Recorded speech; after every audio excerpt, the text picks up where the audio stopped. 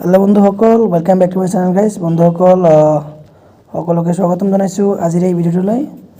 বন্ধুসকল, এটা গুৰুত্বপূৰ্ণ নটিচ আহিছে। বন্ধুসকল চাওক, DWৰ যি চলিত নিযুক্তি আছে তাৰে এটা নটিচ আহিছে। বন্ধুসকল চাওক, ইয়াত কি লিখা আছে, 26 আজি আহিছে। বন্ধুসকল নটিচ চাওক, in pursuance of the letter of the principal cum chief superintendent Guwahati medical college and hospital Guwahati, vide letter number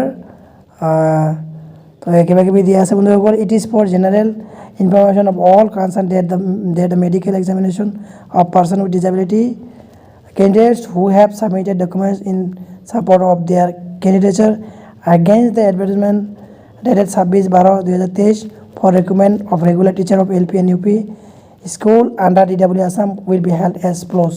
So বন্ধুসকল দেখিলে নোটিছত কি লিখা আছে, ইয়াৰ তলত আপোনালোকে এজ ফল'জ বুলি কৈছে। ইয়াৰ তলত চাব দিছে যিসকলে PW কেন্দ্ৰ আছিল তেখেতসকলে।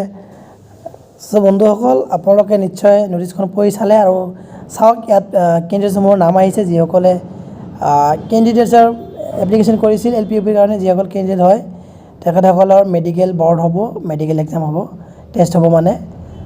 তেখেতসকলক চাওক, ইয়াত ডেট দিছে 29 তাৰিখ, এইটো মাহৰ 29 তাৰিখে আৰু 30 তাৰিখে হ'ব। চ' সময় দিয়া আছে ৰাতিপুৱা 10 AM অনৱাৰ্ডছ বুলি লিখা আছে। ভেনু দিয়া আছে ONG একাডেমিক হল, ফাৰ্ষ্ট ফ্ল'ৰ GMCH গুৱাহাটী। চ' কেন্দ্ৰসমূহৰ ইয়াত নাম দিয়া আছে, বন্ধুসকল চাই ল'ব পাৰে। ইয়াত ৰেজিষ্ট্ৰেশ্যন নাম্বাৰসমূহ দিয়া আছে LP UPৰ। চ' আপোনালোকে চাব পাৰে। চাব টোটাল বন্ধুসকল 198 কেন্দ্ৰৰ নাম আছে। কাৰ কাৰ কোনদিনা আছে ডেটসমূহ দিয়া আছে বন্ধুসকল, চাব পাৰে আপোনালোকে। চ' বেছি মানে কি লৈ যাব লাগিব ইয়াত লিখা আছে। Acknowledgement of the online application, আপোনালোকে অনলাইন কৰা সময় যদি এপ্লিকেশ্যনত একনলেজ পাইছে সেইখন লৈ যাব লাগিব।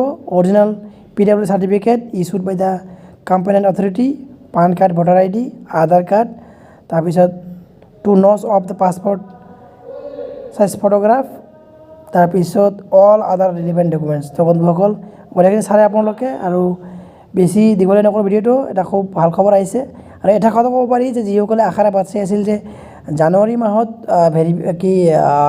আপোনাৰ মেৰিট লিষ্ট আহিব বুলি, যে বন্ধুসকল গম পোৱা গ'ল। মানে জানুৱাৰী মাহত ভেৰিফিকেশ্যন জেনেৰেল প্ৰাৰ্থীসকলে ভেৰিফিকেশ্যন বা মেৰিট লিষ্টৰ কোনো সম্ভাৱনা নাই।